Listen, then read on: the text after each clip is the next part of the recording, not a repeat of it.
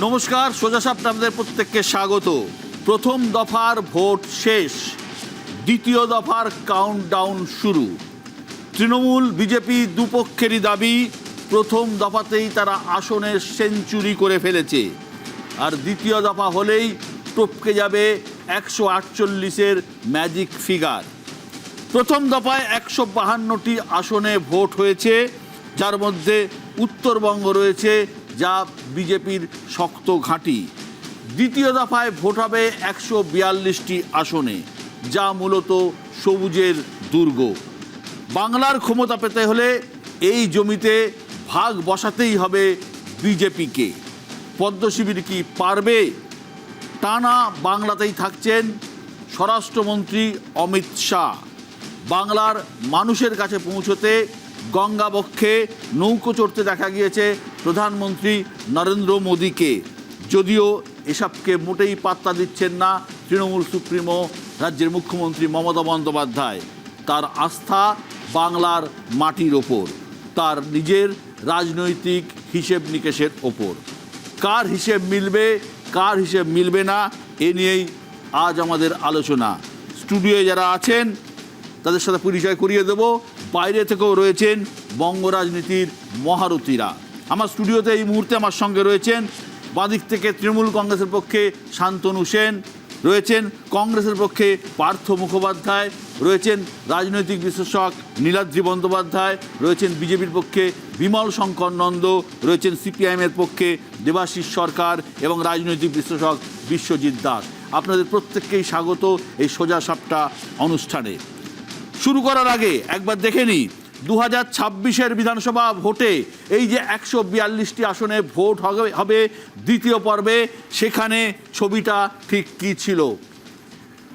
এই 142টি আসনের মধ্যে 2021 সালে তৃণমূল পেয়েছিল 123টি আসন, বিজেপি পেয়েছিল 18টি আসন এবং আইএসএফ নওশাদ সিদ্দিকী পেয়েছিলেন 1টি আসন।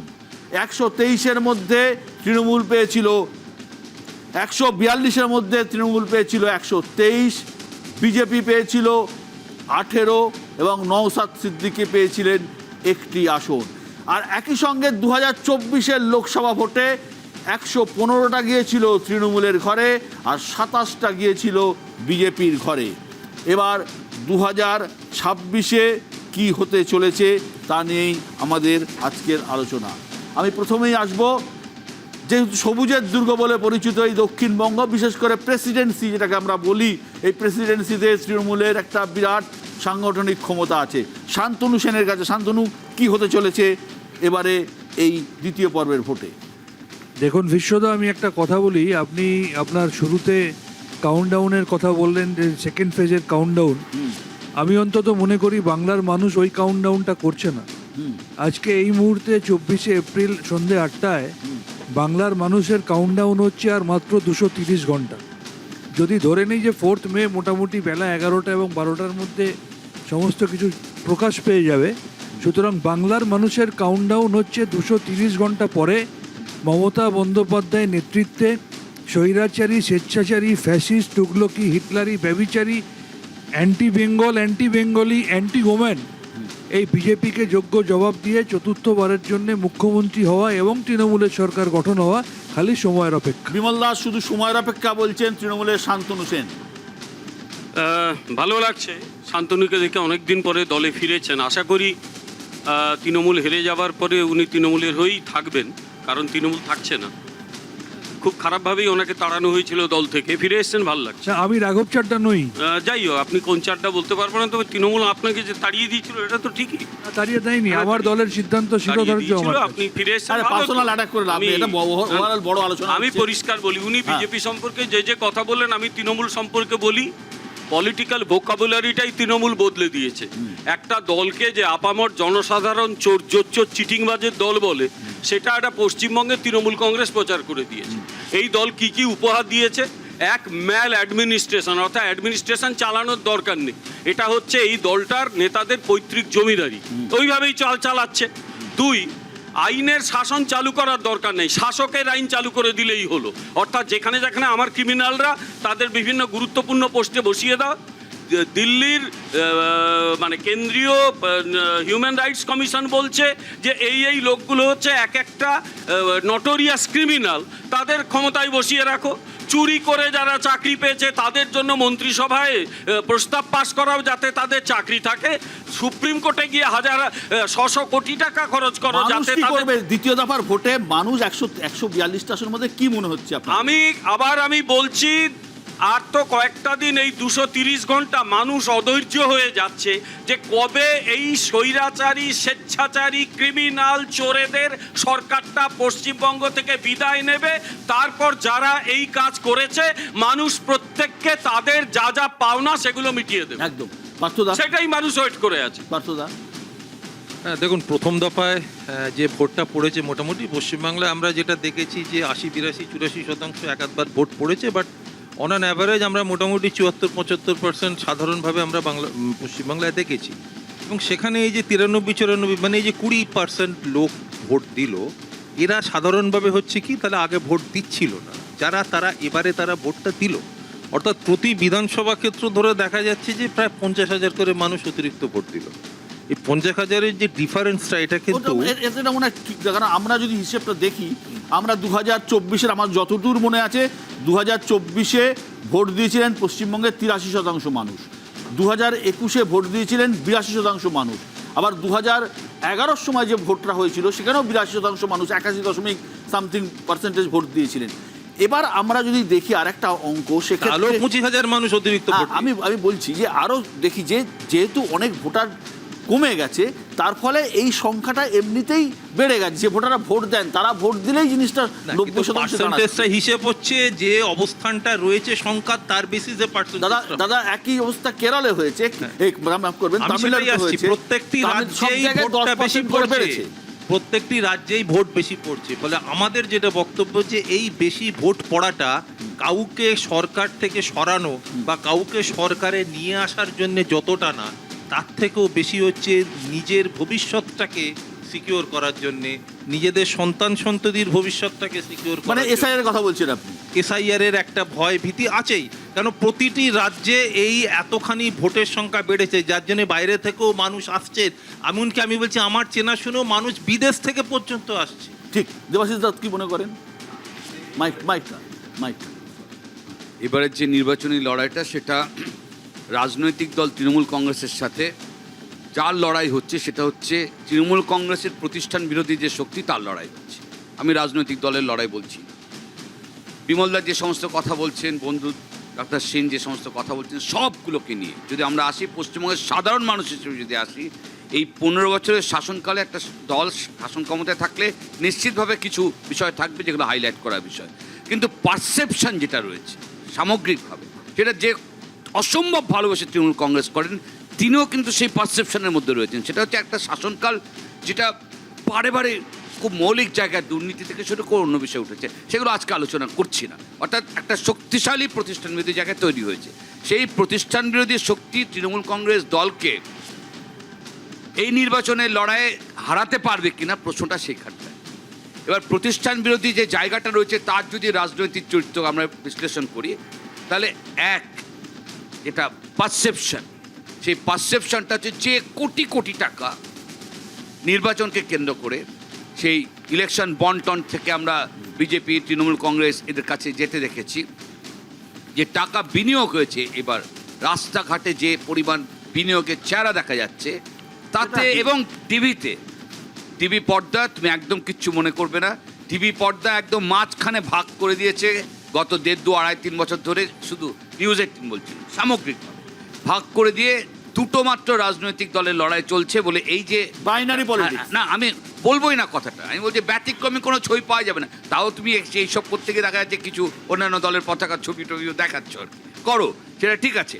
মূল কথা পারসেপশনের জায়গাটা, মানুষ যখন রাস্তা দিয়ে হেঁটে যাচ্ছে কি দেখছে, এই পারসেপশনের জায়গায় পয়সার ভিত্তিতে, পুঁজির ভিত্তিতে বিজেপি সাকসেসফুলি পারসেপশনের জায়গাটা প্রতিষ্ঠান একটা তৈরি করে। কিন্তু যখন মাটিতে যে রাজনৈতিক লড়াই, সেই লড়াইটা কিন্তু এটা মানতে হবে, সেটা চারে বোঝা যাবে যে বাম শূন্য জায়গা থেকে বিধানসভায় কাউন্ট, পার্সেন্টেজ অফ ভোট কত সেটাও আছে, কিন্তু তার একটা পুনরুত্থান হচ্ছে। বামের এই- পুনরুত্থান হলে এই জায়গাটা কোথায় ইন্টারেস্টিং রাজনীতির জায়গা, এই যে প্রতিষ্ঠান বিরোধী শক্তিটা এটা কতটা ফ্র্যাকচার হচ্ছে তার উপর কিন্তু পুরো ফলাফল দাঁড়িয়ে একদম রয়েছে। বামেদের উপর বহু আসনে ফলাফল নির্ভর করছে, একদম সঠিক ঘটনা, সঠিক কথাই বলছি নিরাদিদা। প্রথম কথা, আমি বিশ্বাস করি বামেদের পুনরুত্থান হবে, কিন্তু 2026-এ নয়, 2031-এ। এবারের ভোটটা বাইনারি ভোট, কেউ পছন্দ করুক আর না করুক। দ্বিতীয়ত, আমি সোজা সাপটাতেই বিশ্বদা আপনার যদি মনে থাকে বলেছিলাম এবার গেম চেঞ্জার হতে চলেছে এসআইআর, সেটাই হয়েছে। একেবারে প্রথম দফায় গেম চেঞ্জার হচ্ছে হয় এসআইআর। এ পক্ষে যাবে না ও পক্ষে যাবে। এবার এসআইআর এর ফলেই ভোটটা বেড়েছে। কেন বেড়েছে? মানুষ ভয় পাচ্ছে। বেসিক রিজনটা হচ্ছে মানুষ ভয় পাচ্ছে আমার ভোটটা যদি আমি না দিই তাহলে আমার নামটা কেটে যেতে পারে। ঠিক এই কারণেই যারা একদম। প্রবাসী বাঙালি তারাও ফিরে প্রবাসী আসছে বাঙালি ভোটে। আসছে, পরিযায়ী শ্রমিক আসছে, এবং সবাই। আমার মতো লোকেরা বা আপনার মতো, আপনি তো বেরোন নিশ্চয়ই, আমাদের মতো লোকেরা যারা মাংস ভাত পেয়ে ভোটের দিন এসিতে শুয়ে ঘুমোই, তারাও ভোট দিতে যাচ্ছে এবার। এটা একটা ডিফারেন্স করছে, কিন্তু এখানে ডিফারেন্সটা কোথায় হচ্ছে বিশ্বদা? একই ফিনোমেনা আমি বিহারে দেখি না। মানে এসআইআর এর পর ভোট একমাত্র বিহারে যার রেজাল্ট বেরিয়েছে, বিহারে ভোট বেড়েছিল 9.96%, এবং সেখানে কিন্তু অ্যান্টি এস্টাবলিশমেন্ট হয়নি, সরকারি ফিরে এসছে যে দল ক্ষমতায় ছিল। কিন্তু ভোট 9.96% বাড়ার পর এনডিএর ভোট বেড়েছে 9.3%, যেটার কারণ ছিল আমার মনে হয় মধ্যবিত্ত হিন্দু ভোটার যারা ভোট দেয় না তারা ভোট দিয়েছে, এবং এটাই ডিফারেন্স। বিশ্বজিৎ, মূলত যে ভোটটা বেড়েছে আমার মনে হয় এই ভোটের ফলাফলে যে বিশাল পরিবর্তন আসবে এটা ভাবার কারণ নেই। তুমি যদি বিশ্লেষণ করো দেখবে যে মূলত মহিলা ভোট যেটা বাড়ছে অনেকটা বেশি। আমরা স্বাধীনতার পরে দেখেছি 2011 সালের আগে পর্যন্ত পুরুষ ভোট বেশি ছিল, 2014 বাদ দিয়ে পরবর্তীকালে যে মহিলাদের পার্টিসিপেশন, এবং আজকে জানিয়েছে নির্বাচন কমিশন 92.69% মহিলা ভোট এসছে, তারা বেনিফিশিয়ারি এই সরকারের থেকে। সুতরাং তার একটা সম্ভাবনা আছে। আর যে অঞ্চলগুলোতে এল প্যাটার্নে ভোট হলো একেবারে উত্তর থেকে দক্ষিণে, সেখানে অনেকগুলো জেলা আছে যেখানে সংখ্যালঘু ভোট, এই সংখ্যালঘু ভোট কিন্তু তৃণমূল কংগ্রেসের দিকে যাওয়ার সম্ভাবনা। আর আগামী দিনে মতুয়া ভোট এই 29-এর ক্ষেত্রে একটা বড় ফ্যাক্টর হচ্ছে। আসছি এই আমি মুহূর্তে একটা যুক্তি, এই যুক্তির মধ্যে একটা ত্রুটি আমি জায়গা আসছি, রয়েছে। শুনবো। আমি এই মুহূর্তে আমার সঙ্গে রয়েছেন, মহিলার কথা বললেন, রাজ্যের মন্ত্রী শশী পাঁজা, এবং শশীদি আপনাকে স্বাগত সোজা সাপটাতে। শশীদি, গত লোকসভা ভোটে কলকাতায় যে দুটি বিধানসভা আসনে বিজেপি এগিয়েছিল তার মধ্যে একটি হলো শ্যামপুকুর, যে কেন্দ্রে আপনি প্রার্থী। 26-এ কি হবে, কি বুঝছেন? কয়েকদিন বাদেই ভোট। কলকাতার সমস্ত সিট সবগুলোতে তৃণমূল কংগ্রেসেরই জয় হবে, মমতা ব্যানার্জির জয় হবে। এই রাজ্য, এই মাটি মানুষ সরকার কাজ করেছে এবং সেই উন্নয়নের পক্ষেই ভোট পড়ে। অনেক সময় এই লোকসভা এবং বিধানসভা প্রেক্ষাপট আলাদা হয়। সুতরাং 2024-এর ভিত্তিতে এটা বলা যে, কিংবা বিজেপি যে হিসেবটা করছিল যে যেগুলো মার্জিন কম ছিল কিংবা যেখানে মার্জিন এই যে মাইনাস ছিল সেখানে বোধহয় সেই পরিমাণ ডিলিশন হয়ে যাবে, অঙ্কটা অত সোজা নয়। ডিলিশন করলে যে তারা জিতবেন এটা নয়। যাদের কথা বলছেন তারা মানে একজন প্রাণী, হিউম্যান ফ্যাক্টর, হ্যাঁ, মেশিন নয় যে আপনি অঙ্ক এদিক ওদিক করবেন। এইখানে কলকাতায় একবারই আপনি নিশ্চিন্ত থাকুন, দিদি জিতছেন, মমতা বন্দ্যোপাধ্যায় জিতছেন, তার মনোনীত প্রার্থী হিসেবে আমার কেন্দ্রে মানুষ আশীর্বাদ। অমিত শাহ বলেছেন প্রথম দফাতেই বিজেপির 100 আসন হয়ে গিয়েছে, এবার সরকার গড়া শুধুমাত্র সময়ের অপেক্ষা।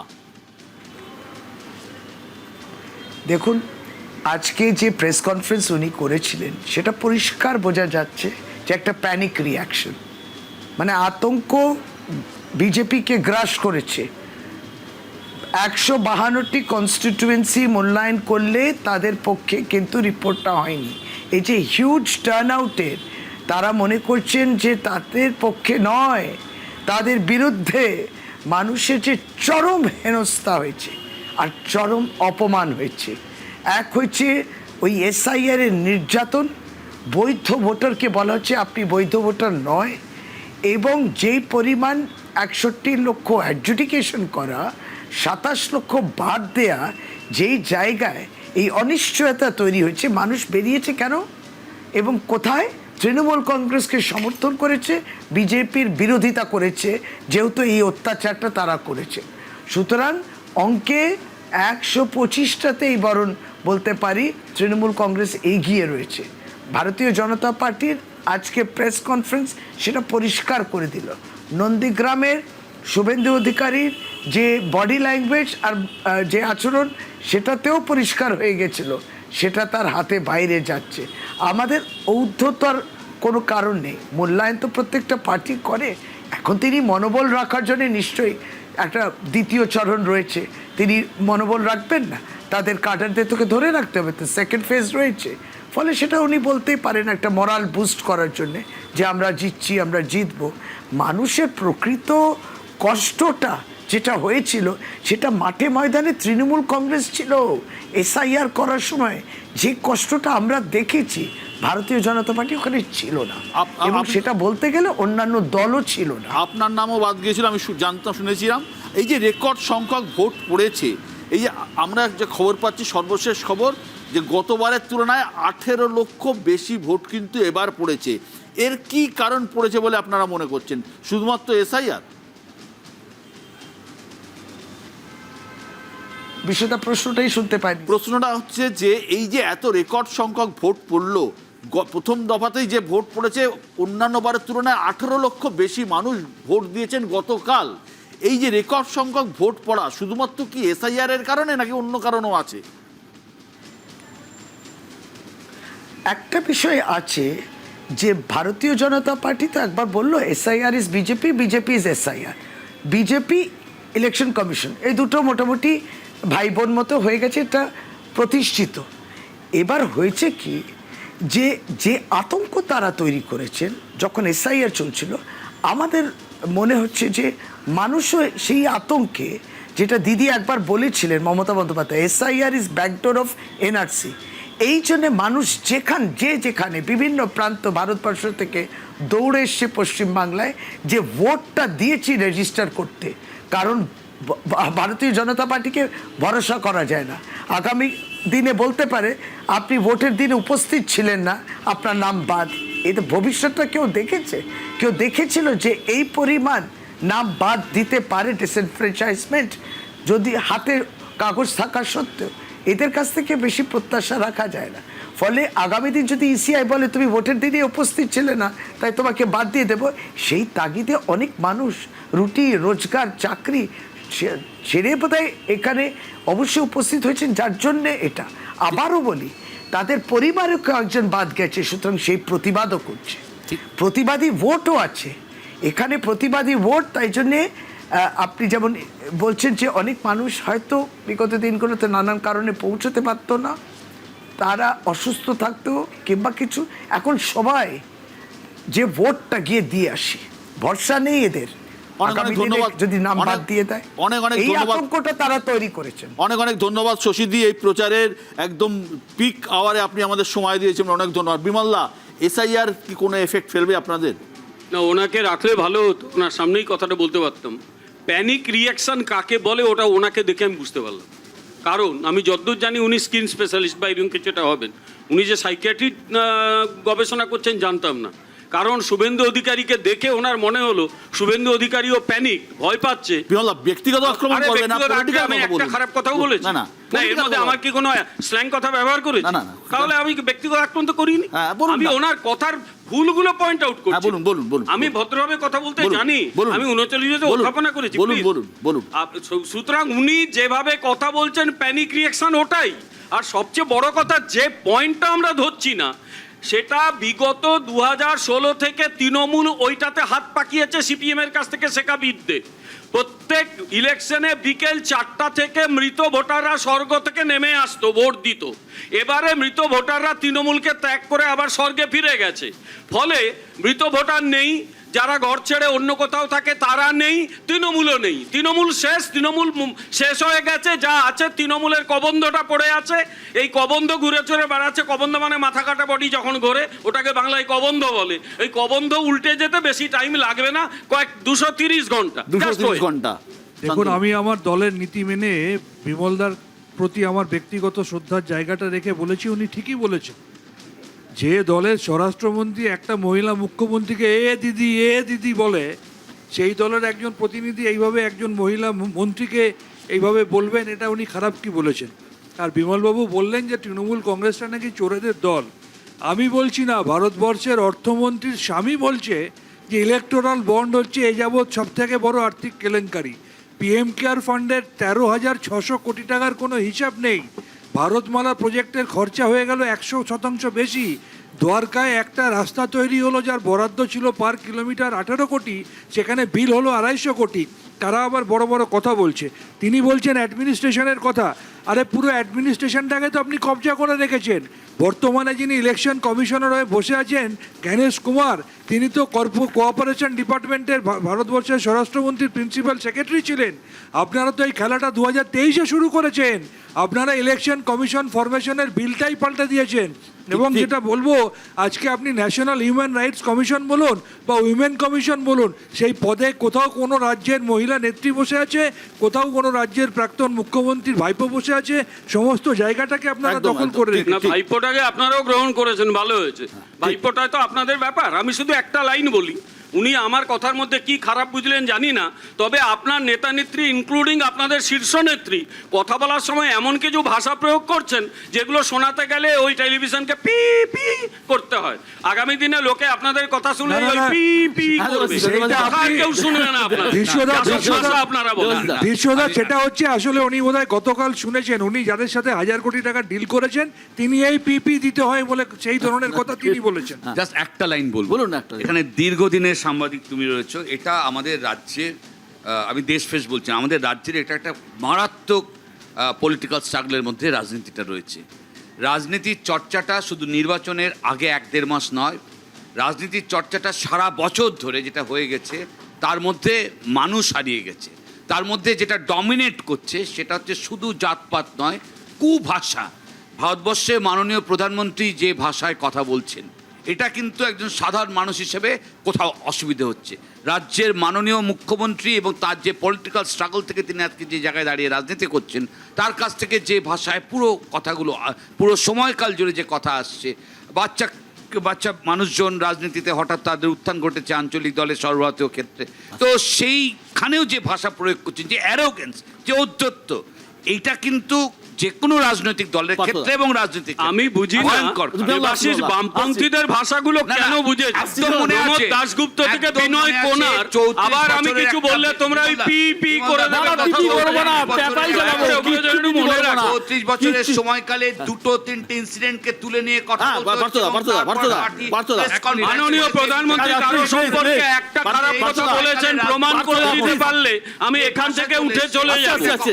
মাননীয় প্রধানমন্ত্রী একটা খারাপ কথা বলেছেন শুনলে এখান থেকে চলে যাবো। 95 উনি বলেন না, আপনার কাছে শোনো, হ্যাঁ, চুন চুন কর বার্তা, চুন বার্তা, চুন কর বার্তা, দেখুঙ্গা বার্তা। বা উল্টা করকে লটকা হ্যাঁ, दूंगा। উল্টা করকে লটকাতে হবে ক্রিমিনালকে, ভদ্রলোককে তো লটকানো আমি- কথা উনি বলেন। 95% এই মুহূর্তে আমার সঙ্গে রয়েছেন রাজ্যের শিক্ষামন্ত্রী ব্রাত্য বসু এবং কেন্দ্রীয় শিক্ষামন্ত্রী সুকান্ত মজুমদার। সুকান্ত দা কেমন আছেন? সুকান্ত দা কেমন আছেন? আমি সবসময় ভালো থাকি, আজও ভালো আছি। ভোট কেমন হচ্ছে, কি বুঝছেন? আপনি তো ভবিষ্যৎবাণী করেছেন প্রথম দফায় 152টি আসনের মধ্যে বিজেপি 100টিতে জিতবে। কনফিডেন্ট? দেখুন, ভারতীয় জনতা পার্টি 100 ক্রস করে ফেলেছে প্রথম ফেজে। প্রথম ফেজে 100 ক্রস করে ফেলেছে। উত্তরবঙ্গ থেকে 40 খানার উপরে দেব। আমাদের অন্যান্য যে অঞ্চলগুলো আছে যেখানে ভোট ছিল, রাঢ়বঙ্গ থেকে শুরু করে সব মিলিয়ে 100 পার। 100 পার হয়ে গেছে। দ্বিতীয় ফেজে আমাদের বাদ বাকি যে সিটগুলো দরকার সরকার তৈরি করার জন্য, সেই সরকারের জন্য সেই সিটগুলো আমাদেরকে সিকিউর করতে হবে। সুকান্ত দা, প্রথম দফায় 152টি আসনে ভোট হয়েছে। এর মধ্যে যে এলাকাগুলো আছে তার মধ্যে আপনার উত্তরবঙ্গ রয়েছে, যেখানে আপনাদের শক্ত ঘাঁটি। দ্বিতীয় দফা নিয়ে আপনারা কতটা আশাবাদী? দেখুন, দ্বিতীয় দফাতেও আমার মনে হয় ভারতীয় জনতা পার্টির, আমি যদি প্রথম দফার 100টা সিটও ধরি, তো 100টা সিট ধরলে আর আমাদের 60খানা সিট, আমরা যদি ধরে নিই যে 160 হলে আমাদের সরকার 148 হলেই হবে, কিন্তু 2-4টে তো বেশি দরকার। তো 160-70 যদি ধরি, তা আমাদের 60-70 খানা সিট হলে পরেই আমাদের হয়ে যাবে। 142-এর মধ্যে 50% সিট জিততে পারলেই হয়ে যাবে, অতএব তার থেকে বেশি তো আমরা জিতবো। দেখুন, আপনারা 18টা সিট 2021-এ যে 142টা সিটে নির্বাচন হবে, 18টা সিট জিতেছিলেন। দক্ষিণবঙ্গে জিততে না পারলে কি, জমি তৈরি করতে না পারলে কি কোনোভাবে জয়ের সম্ভাবনা আছে বলে মনে হয় আপনার?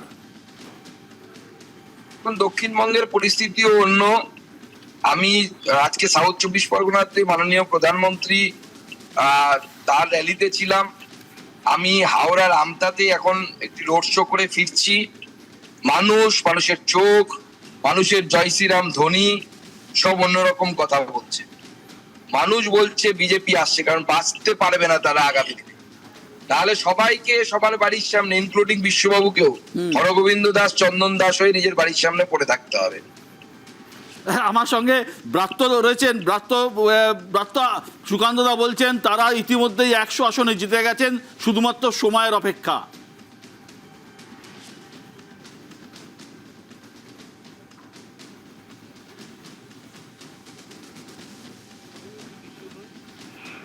গণৎকার নই, মুরগি লড়াই করার আমার বিন্দুমাত্র ইচ্ছে নেই। এই কারণে যে ওই আগলাবার 200 বার পারো আমরা শুনেছি, আর কে কি বলছে না বলছে আমার কাছে কিছু যায় আসে না, গ্রাহ্যই করছি না এইসব কথাবার্তা। যেটা খুব পরিষ্কার, ওই আগলাবার 200 পার, লোকসভায় আমরা 30 পেরিয়ে গেছি, হ্যানা তানা এইসব অনেক ডায়লগ শুনেছি, 12-এ গিয়ে ঠেকেছি, আর বিধানসভায় ঠেকেছিল 77। আমি বলছি যে এখন অবধি স্বাধীনতা উত্তর বিধানসভায়, পশ্চিমবঙ্গ বিধানসভায় হায়েস্ট সিট পেয়েছেন 1987 সালে লেফট ফ্রন্ট গভর্নমেন্ট, 252টা। তৃণমূল তার কাছাকাছি যাচ্ছে, ইফ নট মোর। ক্রস করবে কিনা আমি এখনই হলফ করে বলতে পারছি না, এটুকু আমি আপনাকে বলতে পারি। ওই আপনি নিজের কানেও শুনেছেন যে এবার লোকসভায় আমরা 30 পেরিয়ে যাব, বিধানসভায় আমরা 200 পেয়ে যাবো। এবারও তাই শুনছি। কিসের ভিত্তিতে আপনি এতটা আত্মবিশ্বাসী? কিসের ভিত্তিতে আপনি এতটা আত্মবিশ্বাসী? আমাদের ডেভেলপমেন্টাল ওয়ার্ক, মানুষের ভাষা বাংলা এবং বঙ্গবাসীর বিরুদ্ধে যুদ্ধ ঘোষণা। আপনি একটা খালি ভেবে দেখুন, মণিপুর যখন জ্বলছিল সেখানে গিয়েছিল 24 কোম্পানি সেনাবাহিনী।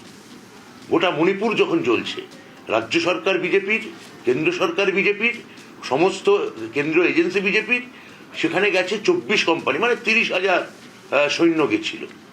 আর শুধুমাত্র বাংলা নির্বাচন করতে এসছে 240 কোম্পানি সৈন্য, মানে সব মিলিয়ে মানে মানে প্রায় 2.5 লাখ। এইটা একটা যুদ্ধ ছাড়া কি? CBI, ED, IT, CRPF, CISF, BSF, half dozen মুখ্যমন্ত্রী, গোটা ক্যাবিনেট কেন্দ্রীয়, তারা পশ্চিমবঙ্গে ঘুরে বেড়াচ্ছে গরু। কিন্তু ফল লবডঙ্কা। মানুষ মমতাদির সঙ্গে আছে, মমতা বন্দ্যোপাধ্যায়ের সঙ্গে আছে। এই 21 থেকে এইসব ঢক্কা নিয়ে শুনে আসছি। এখন এইসব দ্বিতীয় দফা বা দ্বিতীয় চরণ যাই বলুন না কেন, এসবের জন্য কর্মীদের চাঙ্গা রাখতে হচ্ছে। আপনি দেখবেন দ্বিতীয় দফাতেই এজেন্ট খুঁজে পাবে না। গতকাল এজেন্ট খুঁজে পাইনি, এই সামনের দিনে এজেন্ট খুঁজে পাবে না। লোক নেই, মানুষ সমস্ত মমতাদির সাথে। আমার প্রশ্ন শিক্ষামন্ত্রী, চতুর্থবার মমতাদির শপথ নেওয়াটা খালি সময়ের অপেক্ষা। আমার প্রশ্ন শিক্ষামন্ত্রী ব্রাত্য বসুর কাছে। আজ প্রধানমন্ত্রী বলেছেন যাদবপুরের দেয়ালে দেশবিরোধী স্লোগান লেখা হচ্ছে। যাদবপুর বিশ্ববিদ্যালয়কে সামনে রেখে গোটা বাংলার শিক্ষা ব্যবস্থার বিরুদ্ধে আক্রমণ শানিয়েছেন তিনি।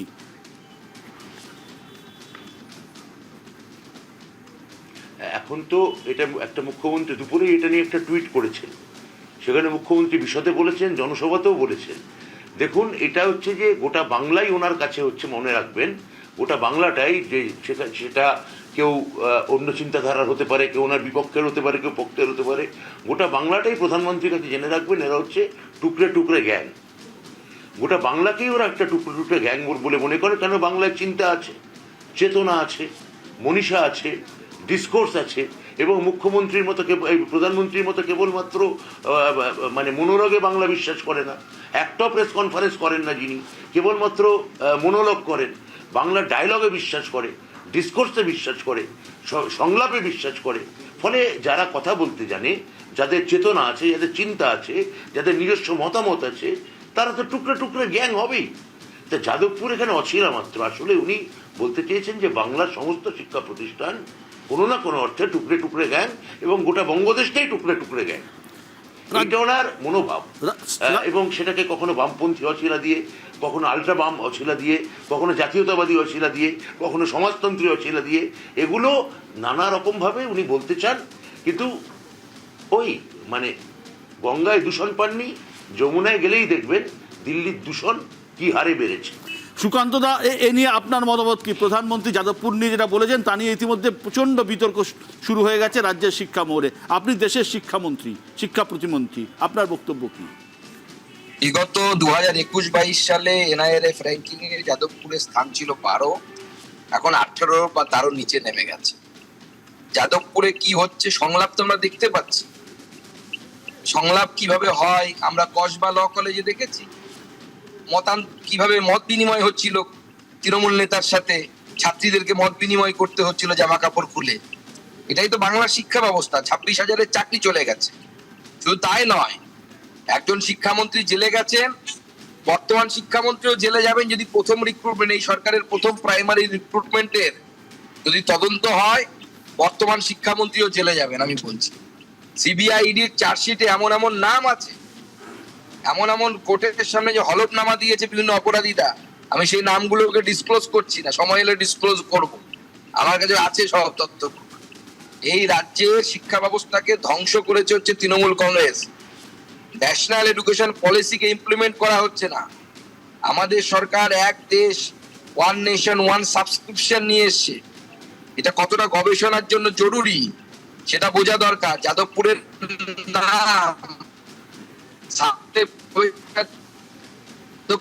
নাম বিজ্ঞান গবেষণা যাদবপুরকে ফিরিয়ে দিতে হবে। ওই যাদবপুরের কিছু অতিবাম মার্কা লোকেরা তারা চিৎকার করে বলবে ভারত তেরে টুকরে হোঙ্গে ইনশাল্লাহ ইনশাল্লাহ, আমরা মানবো না। ভারত তেরে টুকরে হোঙ্গে আমরা মানবো না। বাত্যবাবুর দায় আছে, উনি বামপন্থী ছিলেন আগে, এখন লাল জামা ছেড়ে সবুজ জামা পরে, ভেতরে সব লালই আছে, ভেতরে সব লাল আছে, এখন উপরে সবুজ জামা পরে উনি এখন সবুজ হয়েছেন। বন্দে মাতরম বলেন কিনা জানি না, জাতীয়তাবাদী স্লোগান দেন কিনা জানি না। ওনাকে ওনার বাঁচাতে হবে, ওদের কমরেডস, আন্ডারগ্রাউন্ড কমরেডসদেরকে বাঁচাতে হবে। আমরা ভারতবর্ষের স্থিরতাতে বিশ্বাস করি। বাংলা বাঙালির অস্তিত্ব ততক্ষণই আছে ততক্ষণ তারা ভারতের সাথে আছে। যে অংশ ভারত থেকে বিচ্ছিন্ন হয়েছে সেই এলাকার লোকের নামও বাংলায় থাকে না, আরবি ভাষায় হয়। ব্রাত্য, শুনলেন পুরোটাই? না, আমার কিছু এসবে কিছু যায় আসে না।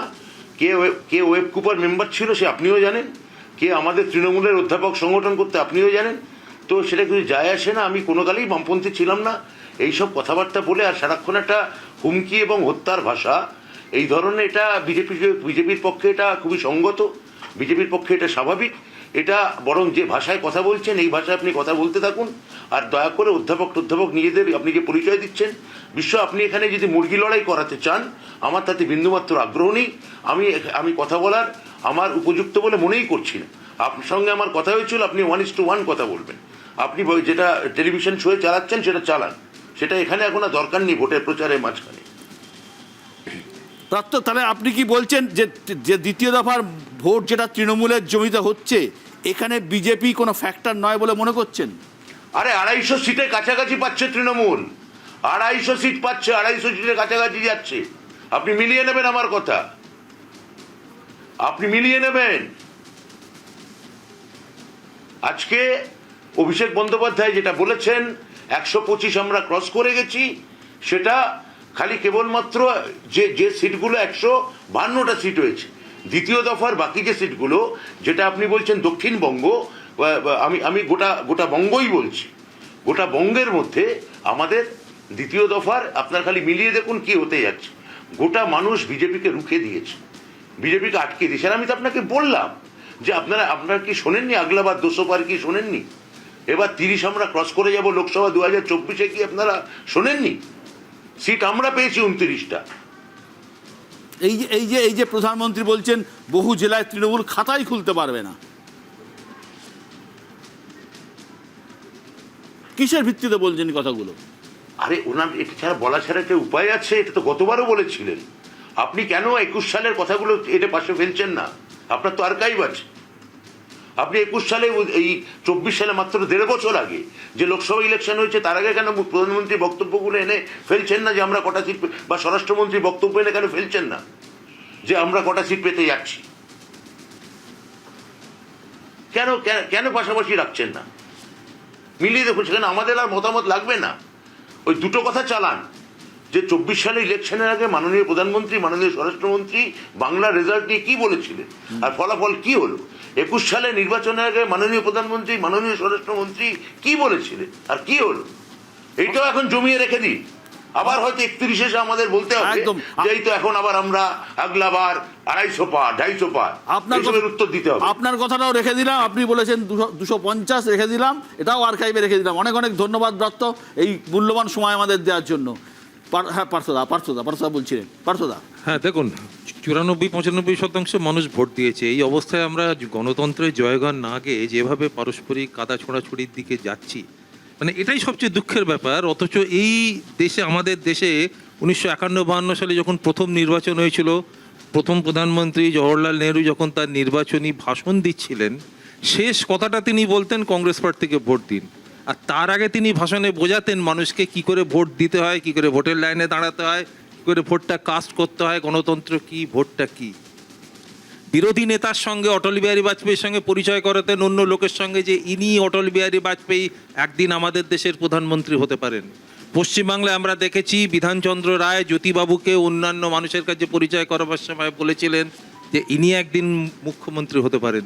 তো এই পরিসরে আমরা রাজনীতি করেছি। এই আর যে রাজনীতিটা এখন দেখছি, যে ভাষার ব্যবহার দেখছি, হয়তো সত্যি মনে হচ্ছে যে আমরা বেমানান।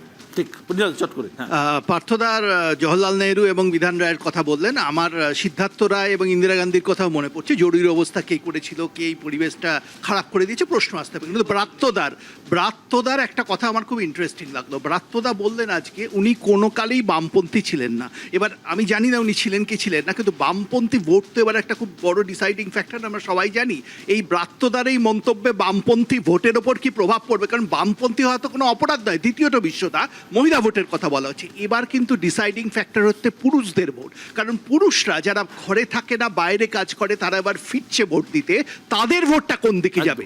বিশ্বজিৎ, মূলত যে কথাগুলো হলো তার ভিতরে একটা জিনিস খুব আমার কাছে কানে লাগলো, সেটা হচ্ছে যাদবপুরের ছাত্রছাত্রী শিক্ষার মান উৎকর্ষতা নিয়ে। দেখুন, যাদবপুর সম্পর্কে নানান অভিযোগ থাকতে পারে, কিন্তু তাদের মেধা, তাদের উৎকর্ষতা, যদি একজন বা দুজন ছাত্র কিছু লিখে থাকে, তাহলে যাদবপুর ইউনিভার্সিটি এবং তার শিক্ষার মান নিয়ে প্রশ্ন করা, এটা কিন্তু বাংলার দিকে প্রশ্ন করা হচ্ছে। এক, ভাষার কথা বলছিলেন দেবাশিস দা। ঠিকই, দেবাশিস দা, এই যে যাদবপুরের আপনি অধ্যাপক, এই যাদবপুর নিয়ে প্রধানমন্ত্রীর বক্তব্য, এটা কিন্তু রাজনৈতিক চাপানো তো শুরু হয়ে গেছে, কিন্তু একদম মানে বিভিন্ন মহলে শুরু হয়ে গেছে। না, দুটো এখানে বলতে গেলে তুমি দুটো কথা বলতে হবে। এক নম্বর কথা হচ্ছে যাদবপুর বিশ্ববিদ্যালয়কে আরএসএস, ভারতীয় জনতা পার্টি একেবারে একটা রাজনৈতিক বোঝাপড়ার জায়গা থেকে দেখে, প্রতীকীভাবে, যে সেটা একটা বৌদ্ধিক চর্চার জায়গা, তাত্ত্বিক জায়গা। কারণ দর্শনগত জায়গায় দুটো রাজনৈতিক দল এবং কংগ্রেস এই জায়গায় পুরো বিষয়টা সীমাবদ্ধ। একটা বামপন্থী অবস্থান মতাদর্শগতভাবে, একটা আরএসএস অবস্থান। সুতরাং আরএসএস অবস্থান থেকে যাদবপুরকে যেভাবে পারসিভ করা যায়, সেখান থেকে ওনার প্রতিক্রিয়া আসতে পারে। কিন্তু এইটা যেরকম একটা বিষয়, পাশাপাশি রাজ্যের, এটা দুর্ভাগ্যজনক, এই রাজ্যের একজন মাস্টারমশাই হিসেবে এটা দুর্ভাগ্যজনক যে আমি এমন একটা রাজ্যে বাস করি, যে রাজ্যে গত 15 বছরে একেবারে প্রাথমিক থেকে বিশ্ববিদ্যালয় স্তর পর্যন্ত স্ট্রাগল করছে, সিঙ্ক করছে, ধ্বংস হয়েছে, সেটা হচ্ছে রাজ্যের শিক্ষা ব্যবস্থা।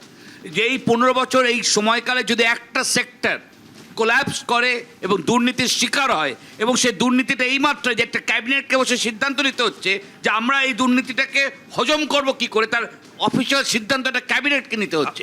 এই রকম ঘটনা কল্পনা করবার বাইরে, যেটা জিনিস এনাদের পছন্দ হয় না। ভারতীয় জনতা বিশ্বদা, পার্টি যে- কোনো বৌদ্ধিক জ্ঞানের জায়গা পছন্দ হয় না। যাদবপুর আমাকে এটা জামিয়া মিলিয়া হতে পারে, যাদবপুর জওহরলাল নেহরু ইউনিভার্সিটি হতে পারে। বৌদ্ধিক জ্ঞান নিয়ে জ্ঞান দেবে, শ্রী অরবিন্দ এটা নিয়ে তো আমাকে নামের সাথে বলতেই জড়িত। হবে। যে যাদবপুর ইউনিভার্সিটি শ্রী অরবিন্দ নামের সাথে জড়িত, সেই যাদবপুর ইউনিভার্সিটিকে এইভাবে প্রকাশ্যে অপমান করে তিনি আরো একবার না, এবার আমাকে বলতে বাংলাকে দিতে কি হবে। চোখে দেখেন সেটা বুঝিয়ে দিলেন। আর যেটা বলবো, আজকে ব্রাত্যদা বললেন যে বাংলার এই নির্বাচনে 2400 কোম্পানি সেন্ট্রাল ফোর্স এসছে। বিশ্বদা, আপনার মাধ্যমে দর্শকদের বলি, 2024-এ পার্লামেন্টে সারা দেশে ছিল 3400 ছোট করে কোম্পানি। 2400 সাল। হ্যাঁ, আর ছোট করে একটা বলবো রাজ্যে না। 2400 না, ছোট করে বলতে হবে। না, তাহলে আমি তাহলে পরে বলবেন। পর আমাদের এই আলোচনায় সোজা সাপটায় এই মুহূর্তে আমার সঙ্গে রয়েছেন কেন্দ্রীয় জাহাজ প্রতিমন্ত্রী শান্তনু ঠাকুর। শান্তনু, আপনাকে স্বাগত সোজা সাপটায়। শান্তনু, এসআইআরে বহু মানুষের নাম বাদ গিয়েছে, যাদের মধ্যে মুসলিম আছেন, প্রান্তিক হিন্দুরাও আছেন, মতুয়ারা আছেন। এটা বিজেপিকে ভোটের ময়দানে কতটা বেগ দিতে পারে বলে আপনি মনে করেন?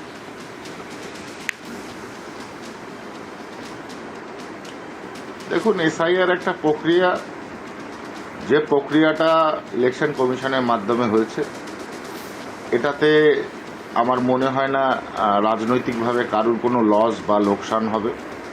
স্বাভাবিকভাবেই এসআইআর প্রক্রিয়াটা হওয়া উচিত এবং সমগ্র মানুষ এতে খুশি। কেননা আমাদের একটাই, যদি রাজনৈতিক দিক থেকে চিন্তা করি, তাহলে আমাদের একটাই এজেন্ডা ছিল যে বহিরাগত যারা আছে আর কি, বাংলাদেশি, মুসলমান, রোহিঙ্গা, এদের ভারতে থাকতে দেওয়া হবে না। তারপরে তো ডাবল ভোটার, ট্রান্সফারেবল ভোটার, তারপরে মৃত ভোটার, এগুলো তো আছেই। এগুলো বাদ গেছে তো ভালোই হয়েছে। শান্তনু, আপনি যে এলাকায় রাজনীতি করেন, অর্থাৎ বনগাঁ, ঠাকুরনগর, গাইঘাটা, উত্তর চব্বিশ পরগনার বিস্তীর্ণ অঞ্চল, যেখানে মতুয়ারা রয়েছেন এবং আপনি তাদের অন্যতম বড় নেতা, তো এই কি মনে হচ্ছে এই দক্ষিণবঙ্গে এবারে দ্বিতীয় দফার ফল কি হতে চলেছে বলে মনে হয় আপনার 142টি আসনের মধ্যে? দেখুন, প্রথম দফাতে যেটা দেখিয়ে দিয়েছে, সরকারের এত ভোট পড়া মানে সরকার বিরোধী ভোট পড়া। 92% ভোট পড়েছে মানে সরকারের বিপক্ষেই পড়েছে। তো সেকেন্ডেরটাও আশা করি, সেকেন্ডেরটাও এটা এরকমই হবে। আর এবারে পরিবর্তন হচ্ছে, এটাই ভবিতব্য, খালি সময়ের অপেক্ষা। শান্তনু, বহু মতুয়া ভোটারের নাম বাদ পড়েছে এবং মতুয়াদের একটা বড় ক্ষোভও কিন্তু এই এসআইআর প্রক্রিয়া নিয়ে আছে। তো আপনার কি মনে হয় না একটু ভেবেচিন্তে সময় নিয়ে করলে এই এসআইআর প্রক্রিয়ার মধ্যে এতটা হয়রানি হতো না?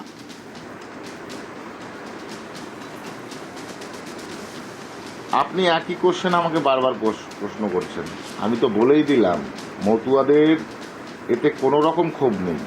মতুয়ারা আনন্দিত যে ওপার বাংলার যেগুলো মুসলমান আছে, রোহিঙ্গা আছে, সেগুলোকে আগে এখান থেকে খেদাতে হবে। তার জন্য মতুয়ারা আনন্দিত, মতুয়ারা খুব ভালো আছে। মতুয়ারা বিজেপির পক্ষেই ভোট করেছে এবং আগামীতেও সেকেন্ড ফেজেও মতুয়াদের বিজেপির পক্ষেই ভোট করবে। তার মানে 21-এ দাপট আপনাদের রানাঘাট, বনগাঁ, বাগদা এলাকায় ছিল, 26-এও সেই একই দাপট বজায় থাকছে বলে আপনি আশাবাদী? আরও ভালোভাবে থাকবে, এবারে দাপটটা আরও বেশি মজবুত হবে। শান্তনু, এবারের ভোটে ঠাকুরবাড়ির সদস্যরা মুখোমুখি লড়াইয়ে, আপনার স্ত্রী সোমা ঠাকুর আর আপনার বোন মধুকন্যা ঠাকুর, কি হবে বাগদায়?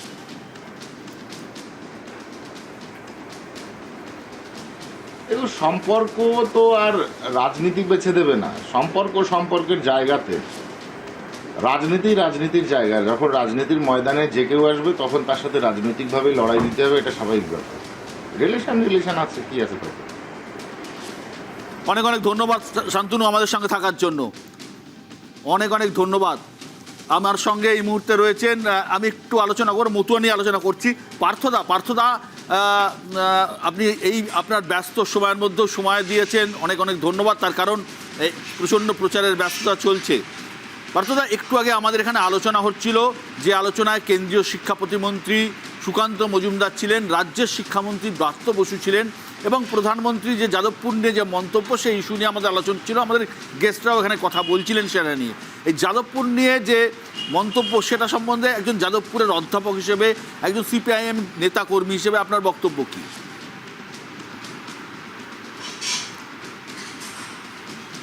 দেখুন আসলে ইলেকশনটা পশ্চিমবঙ্গে হচ্ছে, একবার মোদি সাহেব ট্রাম্পের ইলেকশন প্রচারে গিয়ে বলেছিলেন যে আপকি বার ট্রাম্প সরকার, সেবার ট্রাম্প হেরেছিলেন, কিন্তু ট্রাম্পের থেকে কয়েকটা জিনিস আমার সম্ভবত উনি হচ্ছেন শিক্ষা নিয়েছেন। ট্রাম্প যেমন হার্ভার্ড ইউনিভার্সিটিকে তাদের দেশের শ্রেষ্ঠ প্রতিষ্ঠান, সেখানে দেশদ্রোহীদের খুঁজে পেয়েছেন, আমাদের মোদি সাহেবও এদেশের ইলেকশন প্রচারে এসে যাদবপুরকে হচ্ছে সেরকমভাবে রাজনীতির টার্গেট করেছেন। মিল এই জায়গাটাতে আমি দেখতে পাচ্ছি। আসলে সমস্যা হচ্ছে যে যাদবপুর তৈরি হয়েছিল ব্রিটিশ বিরোধী আন্দোলনের একটা অংশ হিসেবে, ফলে গত 100 বছরের উপর সময় যাদবপুরের ছাত্রছাত্রীরা, যাদবপুরে যারা ছিলেন প্রাক্তনী শিক্ষক, গবেষক, এরা একটা খোলা মনের রাজনীতি করে, খোলা মনে হচ্ছে যে লেখাপড়া পঠন পাঠন করেছেন, এখানে একটা রাজনীতির পরিবেশ রয়েছে, গণতান্ত্রিক পরিবেশ রয়েছে। আসলে শাসকের ভাষা কোথাও এক, জানেন তো বিশ্ব, ওই কারণেই তারা হচ্ছে যাদবপুরে যেহেতু সুর মেলাতে পারে না শাসকের ভাষায়, ফলে মোদিজি সে কারণে মনে হয়েছে এরা আসলে দেশদ্রোহী। আপনি বলুন তো, আমি শুধু একটা তথ্য আপনাকে দেবো, যে এই মোদি সাহেব প্রধানমন্ত্রী যবে থেকে হয়েছেন, আপনি যদি স্ট্যাটিস্টিক্স নেন 14 থেকে 26 পর্যন্ত টানা এই সময় ন্যাশনাল ইনস্টিটিউশনাল র্যাঙ্কিং ফ্রেমওয়ার্ক এনআইআরের সরকারের মাপকাঠিতে যাদবপুর একেবারে 1 থেকে 10-এর মধ্যে বরাবর ছিল। আমাদের গোটা আন্তর্জাতিক গবেষণার নিরিখে হচ্ছে যাদবপুর অন্যতম এগিয়ে থাকা একটা প্রতিষ্ঠান। এটা কি করে সম্ভব হচ্ছে, যেখানে দেশদ্রোহীদের আখড়া, সেখানে দাঁড়িয়ে হচ্ছে শিক্ষার এই উৎকর্ষ, এটা কি যুক্তিতে মেলে না।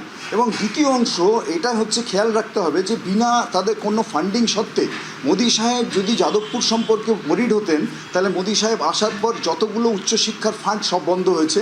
এমনকি লাস্ট যেটা আপনি শান্তনুবাবুকে অনুষ্ঠানে পেয়েছিলেন, আমি জিজ্ঞেস করতাম যে একটাই কথা, যে 1000 কোটি টাকা যাদবপুরকে সেন্টার ফর এক্সেলেন্স হিসেবে, এমিনেন্স হিসেবে চিহ্নিত করা হয়, উৎকর্ষ কেন্দ্র হিসেবে, সম্প্রতি 1-1.5 বছর হয়নি। ফলে তাদেরকে ড্রপ করা হয় উইথাউট শোয়িং এনি রিজন। যাদবপুরকে কেন বাদ দেওয়া হলো একটা রাজ্যের বিশ্ববিদ্যালয় বলে? তারা যে বাঙালি নন, বাংলার স্বার্থ দেখতে চান না, বাংলা নিয়ে রাজনীতি করতে চান, এটা কিন্তু বারবার প্রমাণিত হচ্ছে শিক্ষাক্ষেত্রে তাদের এই বিমাতৃসুলভ ইয়ের থেকে, জেস্টার্সগুলো থেকে। আপনাকে একটা জিনিস বলবো, আমি আসছি এক মিনিট, তাহলে আপনি প্রশ্ন শুনলেই তারা হচ্ছে যে মাওবাদী। 1 মিনিট পার্থদা। বিমলদা, আপনারা যাদবপুরের সাথে বিমাতৃসুলভ আচরণ করছেন এবং দাবায় রাখতে পারছেন না বলে আপনারা যাদবপুর সম্বন্ধে এই মন্তব্য করছেন। না, আমার প্রথম পার্থকে বলি যে এখন তো নির্বাচনে লড়ার কথা, বাড়িতে বসে বিশ্রাম নিচ্ছে মানে হালকি ছেড়ে দিল নাকি আমি বুঝতে পারছি না। এখন তো রাস্তাঘাটে ঘুরে বেড়ানোর কথা। যাই হোক, সেটা তুমি লড়ো, আমার কোনো প্রশ্ন নেই। আমার যাদবপুরের লেখাপড়া নিয়ে কোনো বক্তব্য নেই। যাদবপুরের সঙ্গে আমারও একটা সম্পর্ক রয়েছে, কিন্তু যে বিশ্ববিদ্যালয়ের দেওয়ালে লেখা হয় ভারতীয় সাম্রাজ্যবাদ কাশ্মীর থেকে হাত গোটাও, যে বিশ্ববিদ্যালয়ের দেওয়ালে লেখা থাকে অধিকৃত কাশ্মীরকে আজাদ কাশ্মীর, সেটাতে অন্তত পার্থর হয়তো ভালো লাগতে পারে, আমার ভালো লাগে না একজন জাতীয়তাবাদী দেশকে ভালোবাসা মানুষ হিসেবে। সুতরাং ভারতীয় জনতা পার্টি ক্ষমতায় এলে এই এলিমেন্টগুলোকে যাদবপুর থেকে বার করে দেবে, এক। দ্বিতীয় কথা, সেই যাদবপুর যদি এত বড় উদার হবে, সেখানে বুদ্ধ ইনে ট্রাফিক জ্যাম এই সিনেমাটা দেখাতে গিয়ে পিটিয়ে বার করে দেওয়া হয়েছিল কেন? তখন এই পার্থ বা অন্য কোনো অধ্যাপক প্রতিবাদ করেননি। তাহলে আর লাস্ট যেটা বলি, আমার বলার কথা নয় তাও বলি, আজকে তৃণমূল কংগ্রেসের সঙ্গে সিপিএমের খুব প্রেম দেখা যাচ্ছে। যাদবপুরকে বললে মমতা ব্যানার্জির খুব লাগছে। 1 বছর আগে যখন এই তৃণমূলকেই পিটিয়ে বার করে দিয়েছিল, ইনক্লুডিং একটু আগে দেখালে শিক্ষামন্ত্রীকে, তখন ওদের খুব প্রেম জেগে উঠেছিল।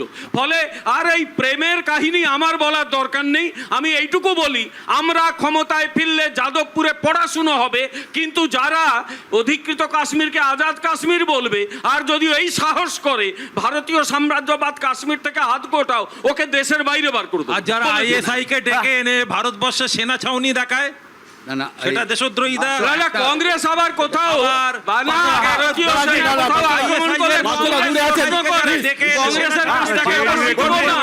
কংগ্রেসের কাছ থেকে একটা শিখবো না। পার্থদা বলুন। না, আমি আপনাকে একটাই জিনিস বলছি যে যদি বিমলদারা বা মোদি সাহেবরা তারা মনে করেন, তারা তো আসলে গোটা দেশটাকে টুকরে টুকরে করতে চাইছেন এই সাম্প্রদায়িকতার যে ডিজাইন তার মতে। যদি সেটা মনে করেন যে তারা হচ্ছে হিন্দুত্ববাদী রাজনীতির আতুরঘর বানাবেন যাদবপুরকে, তাহলে আরও কয়েক দশক অপেক্ষা করতে হবে। ইংরেজদের মুখের ওপর প্রশ্ন করে যাদবপুর বড় হয়েছে, যাদবপুর বড় হয়েছে বামফ্রন্ট ভুল করলে তার প্রশ্ন করে যাদবপুর বড় হয়েছে তৃণমূলের মুখের ওপর প্রশ্ন করে। ফলে মোদী সাহেব যদি মনে করেন যে আসলে মোদী সাহেবরা মনে করেন তাদের প্রথম বলতে হবে লেখাপড়া তুলে দেন, ওরা অমর্ত্য সেনের মতো মানুষকেও নালন্দা ইউনিভার্সিটি থেকে বার করে দিতে পারেন, কারণ তাদের নিয়ন্ত্রণের রাজনীতির হাতিয়ার যদি না হন। তারা গোটা দেশ দখল করছেন, সমস্ত প্রতিষ্ঠানগুলো, ওরা এই দখলদারি রাজনীতি থেকে শুরু করে নরেন্দ্র মোদী সবাই এক কথায় বলে যান। এই কারণে যে না লেখাপড়া, আবার বলছি যে আমাদের যাদবপুরে যদি সত্যি টুকরে টুকরে গ্যাং থাকতো এখানে, তাহলে প্রশ্ন হচ্ছে এই উৎকর্ষটা হচ্ছে কি করে? টুকরে গ্যাংয়েরা উৎকর্ষ করছে। আমি বলছি পলিটিক্যালি ফাইট করুন, যদি ফাইট করতে হয় নিচে নামার দরকার ছিল না। যাদবপুরকে রাজনীতির মধ্যে টেনে আনতে হচ্ছে, এতটা নিচে নামানোর দরকার ছিল না। আসল প্রশ্নের উত্তর কোথায় দিল? যে দেওয়ালে লেখা হয় অধিকৃত কাশ্মীরকে আজাদ কাশ্মীর, তখন এই শিক্ষকরা কেন প্রতিবাদ করে না? তাহলে কি এটাকে পার্থ সমর্থন করছে? আমি তো এটাই প্রশ্ন করেছিলাম, সেই উত্তরটাই তো দিল না। যখনই আমরা বলেছি আমাদের দেশে, হ্যাঁ পার্থ একটা কথা বলছি, সেটা হচ্ছে যে দেখো ABVP JNU, RSS, BJP, JNU যে ধ্বংসলীলা রাজনীতির নাম করে হতে দেখেছি, যাদবপুরেও ঠিক একই রকম খিদে নিয়ে একটা অ্যাপ্রোচ এখানে কাজ করছে। জেএনইউ তেমনি, দুটো প্রতিষ্ঠানকে সামনে রেখে কথা বলছি। বিমলদা ভালো মতন সেটা জানেন যে প্রেসিডেন্সি বিশ্ববিদ্যালয়, যাদবপুর ইউনিভার্সিটি বা জেএনইউতে কোনো ছেলে বা মেয়েকে চান্স পেতে গেলে রাজনীতির প্যারামিটারটা বিচারের বিষয় থাকে না, মেধা শুরু এবং মেধা শেষ। এবং ওখানকার একজন মাস্টারমশাই হতে গেলেও ইরেসপেক্টিভ অফ রেজিম, যে কোনো রেজিমে, ওই প্রতিষ্ঠানে কোনো গবেষক হতে গেলে, ছাত্র হতে গেলে, মাস্টারমশাই হতে গেলে মেধাই শেষ কথা, মেধা শুরু মেধা শেষ। এবার ইনসিডেন্টালি সারা পৃথিবী জুড়ে কেন হার্ভার্ড হোক, অক্সফোর্ড হোক, বা ইউএসএ হোক, ইউকে হোক, সমস্ত জায়গায় যখনই কোনো শিক্ষা প্রতিষ্ঠানে মেধা চর্চা হয়, কেন সেখানে মেধাবী হলেই বলবে ভারত তারে টুকরে হোঙ্গে, ইনশাআল্লাহ ইনশাআল্লাহ। ডক্টর স্বপন দাশগুপ্ত যেই হোক না কেন, আমার প্রশ্ন সে মেধাবী হলেই বলবে ভারত তারে টুকরে হোঙ্গে, ইনশাআল্লাহ ইনশাআল্লাহ। ওই মেধাবী আমার দরকার নেই। আমরা ক্ষমতায় এলে এই টুকরে গেছিল গ্যাংকে শেষ করব, দেশ বিরোধী শক্তিকে শেষ করব, ফিরে গেছিল যেরকমভাবে ধ্বংস করার চেষ্টা করা হয়েছিল। এই শিক্ষা প্রতিষ্ঠান যিনি বানিয়েছিলেন তিনি দেশ বিরোধীর আখড়া হিসেবে বানাননি। হ্যাঁ পার্থ বলুন, ছেড়ে দেবো পার্থ আগে। হ্যাঁ আমি আমি একটাই শব্দ বলবো যে বিশ্ববিদ্যালয় দেশের মাথা উঁচু করছে, মুখ রক্ষা করছে, আর সেই বিশ্ববিদ্যালয়ের মুখ পোড়ানোর জন্য দেশের প্রধানমন্ত্রী ইলেকশন ক্যাম্পেইন করছেন, এর চেয়ে দুর্ভাগ্যজনক ঘটনা রাজনীতির ইতিহাসে খুব কম ঘটেছে। আমি আবারও বলছি, বিমানদা যে প্রশ্ন করলেন, কোনো বিচ্ছিন্নতাবাদী আন্দোলন, কোনো দেশ বিরোধী স্লোগান, এটা আমরা কেউ অ্যালাউ করি না, কেউ আমরা মনে করি না, আমরা কেউ মনে করি না সেটা সঠিক। এটাকে অশ্লীল বানিয়ে যাদবপুরের নামে এই নিন্দা বন্ধ করা সেটা হচ্ছে যে আপনারা দৃষ্টি, আপনার চশমার পাওয়ার পাল্টে ফেলুন, আপনার চশমার পাওয়ার পাল্টান। আমি কোন স্টেটমেন্ট দেখিনি, আমি চ্যালেঞ্জ করছি, আমি চ্যালেঞ্জ করছি যে এর বিরুদ্ধে যদি আমাদের বিশ্ববিদ্যালয়ে দেশ বিরোধী কোনো আন্দোলন, সেটাকে কেউ সমর্থন করে না, শিক্ষক আন্দোলন কেউ করে না। আমি বহু বছর শিক্ষক আন্দোলন করেছি, আমরা এটাকে কখনো অ্যালাউ করিনি, আমরা অ্যালাউ করিনি। বলছি এই ধরনের কোনো প্রবণতা অ্যালাউ করিনি, ফলে সেই জন্যই বলছি। ফলে আজকে এই যে মেলাইন করা, আজকের একজন প্রধানমন্ত্রী মেলাইন করছেন, আমাদের মেলাইন করছেন একটা বিশ্ববিদ্যালয়কে, এটা খুব দরকার ছিল। আমি বলছি আবারও, ধন্যবাদ পার্থদা, অনেক ধন্যবাদ পার্থদা, এই মূল্যবান সময় দেওয়ার জন্য ধন্যবাদ। দেখুন বিশ্বদা, বাংলা বিদ্বেষী প্রধানমন্ত্রী বাংলার একটা প্রতিষ্ঠানকে যেভাবে অসম্মান করেছে তার জবাব বাংলার মানুষ দেবে। আমি একটা কথা বলি, আপনি শান্তনু ঠাকুরের একটা প্রতিক্রিয়া নিলেন, একটা বক্তব্য নিলেন, তো ওই শান্তনুর প্রতিক্রিয়াতে যদি এই শান্তনু কিছু না বলে তাহলে তো অসম্পূর্ণ। বলুন না শান্তনু। উনি যেটা বললেন যে উনি বললেন মথুয়ারা নাকি খুব খুশি আছে, যে মতুয়া সমাজের প্রত্যেকটা মানুষ জানে তাদের জন্য সবথেকে বেশি উন্নয়ন করেছেন মমতা ব্যানার্জি। প্রথম যে 58+5 63 লক্ষ মানুষের নাম বাদ গেছে, তাদের মধ্যে ম্যাক্সিমাম মতুয়া সম্প্রদায়ের মানুষ, তার জবাবটা তারা দিয়ে দেবে, নাম্বার 1। নাম্বার 2, বিজেপির টপ টু বটম সব নেতারা বারবার বলে যাচ্ছে বহিরাগত এবং রোহিঙ্গাদের বাদ দিতে হবে, তাই এসআইআর। তাহলে বিজেপির মজতপুষ্ট, বিজেপির অঙ্গুলি হেলনে চলতে থাকা ভ্যানিশ কুমার তথা জ্ঞানেশ কুমার তাহলে একটাও শ্বেতপত্র প্রকাশ করে কেন বলছেন না যে এই 93 লক্ষ মানুষের মধ্যে এতগুলো রোহিঙ্গা পেয়েছি বা এতগুলো বাংলাদেশি মুসলিম পেয়েছি? লাস্ট কথা উনি বলেছেন পরিবর্তন হবে, আমি ওনার সাথে একমত, সেটা বাংলায় নয়, সেটা মমতা ব্যানার্জির হাত ধরে ভারতবর্ষ। আচ্ছা, প্রথম কথা, শিক্ষার উৎকর্ষতা নিয়ে যাদবপুরে কোনো প্রশ্ন নেই, কিন্তু আমরা শিক্ষার উৎকর্ষতার সাথে দেশদ্রোহিতার সম্পর্ক কি? যারা দেশদ্রোহী হয় তারা খুব বোকা মানুষ হয়, প্রথম কথা। আচ্ছা, দ্বিতীয় কথা, আমি জানতাম তৃণমূল কংগ্রেস যাদবপুরে যে দেশদ্রোহিতা আছে তার বিরুদ্ধে অত্যন্ত ফার্ম স্ট্যান্ড নিয়েছে।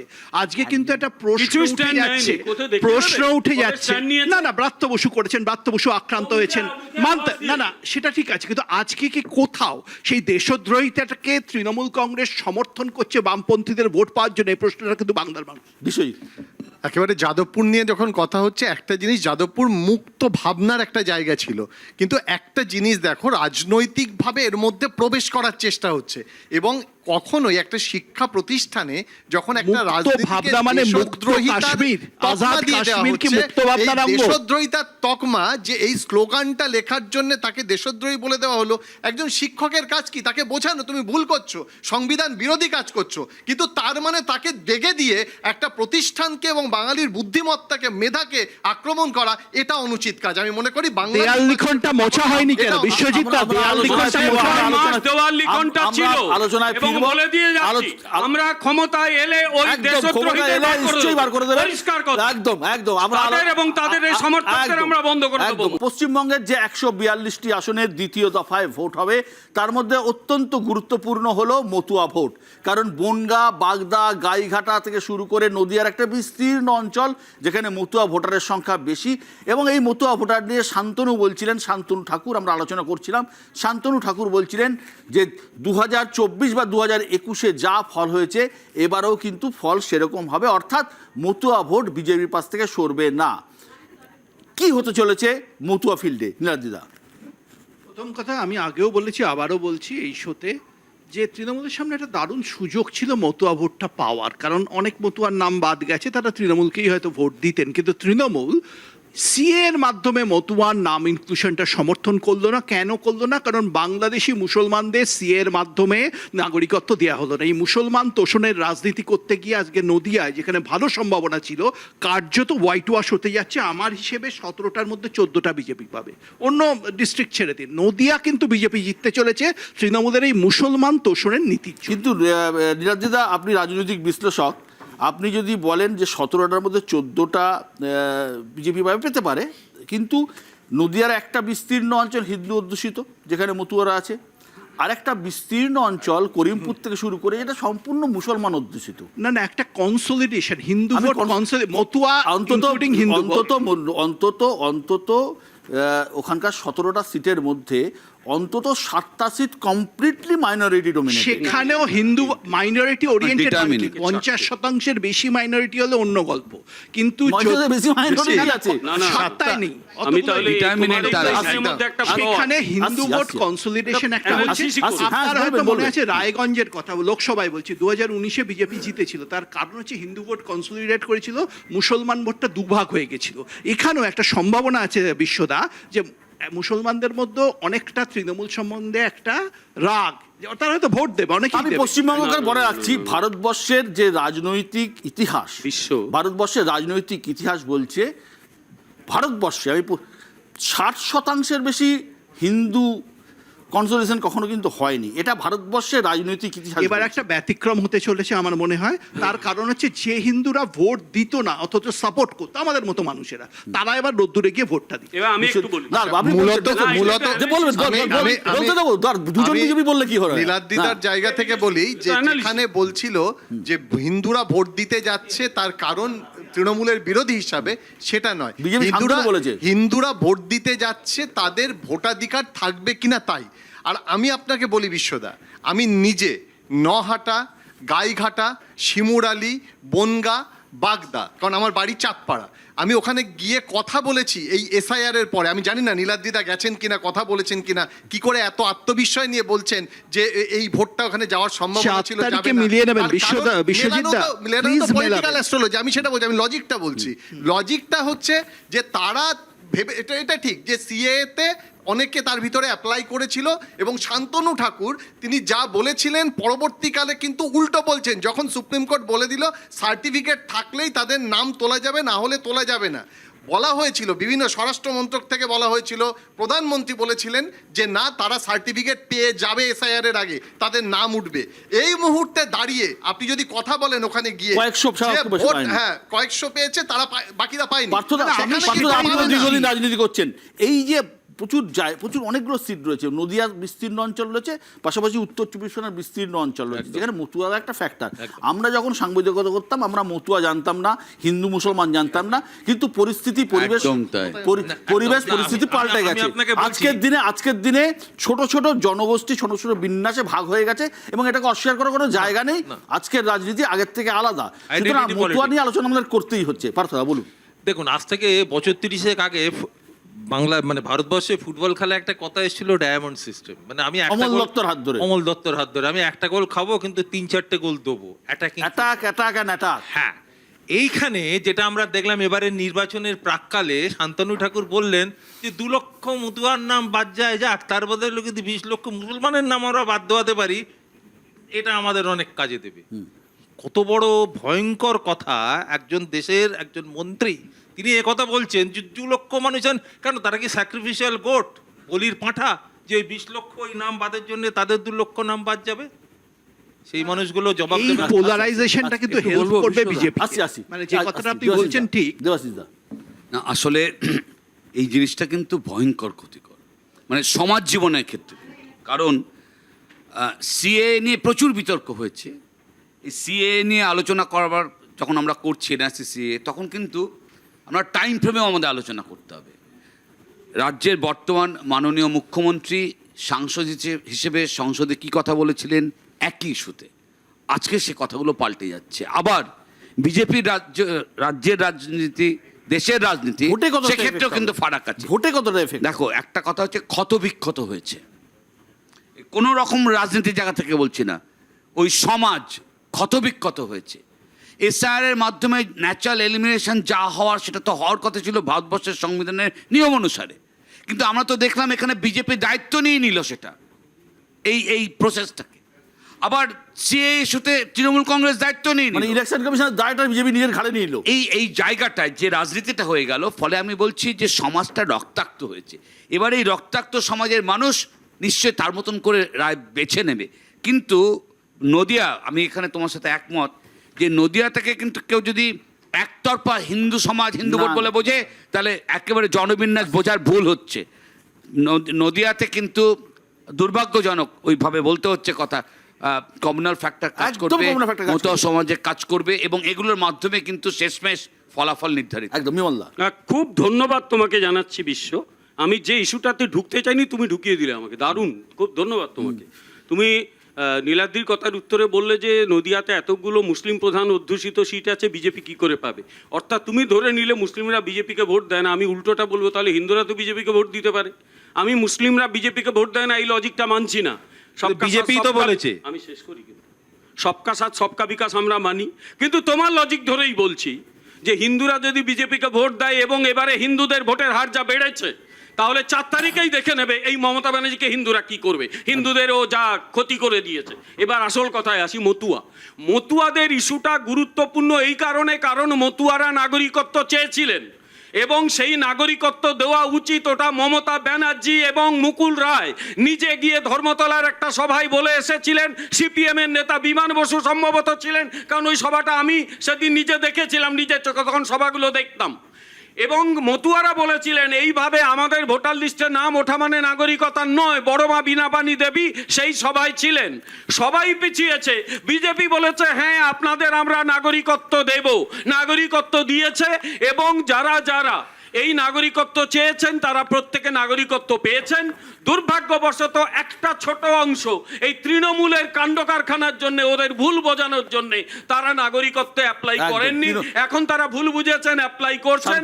মতুয়াগড়ের তৃণমূল ধুলিস্যাৎ হয়ে যাবে, আজকে আমি বলে দিই। একদম না, প্রথম কথা হচ্ছে মতুয়া নিয়ে যদি বলতে হয়, শান্তনু ঠাকুরের বক্তব্যকেই তার ঊর্ধ্বতন নেতৃত্ব কন্ট্রাডিক্ট করেছে, আমরা বহুবার দেখেছি। এক, দ্বিতীয় কথা, একদিকে বীণাপানি দেবীর জীবনের শেষ মুহূর্ত পর্যন্ত মমতা ব্যানার্জি পাশে থাকা থেকে শুরু করে তাদের জন্য উন্নয়নের ডালি নিয়ে পৌঁছে যাওয়া, আর অন্যদিকে বিজেপির মতুয়াদের ভয় দেখানো যে তোমরা দেশ থেকে চলে যাবে, আবার তাদের ভোটেই জিতে তারা প্রধানমন্ত্রী হবে, কেউ আবার সেই লোকসভা কেন্দ্রের সাংসদ হয়ে মন্ত্রী হবে।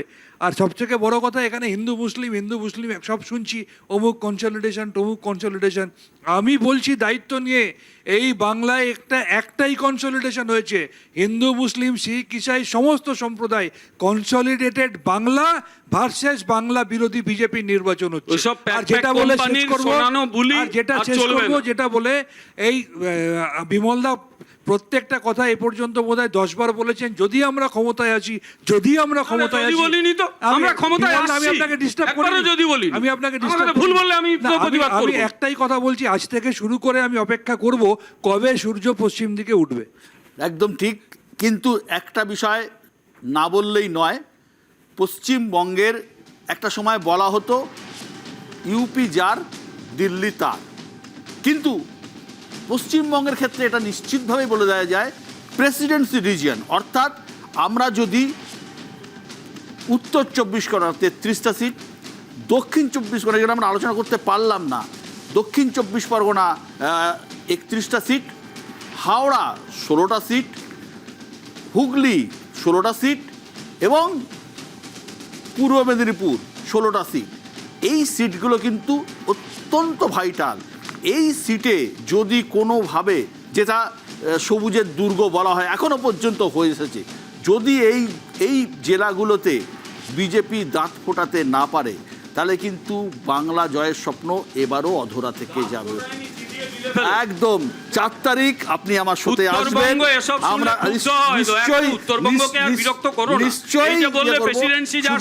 শুধুমাত্র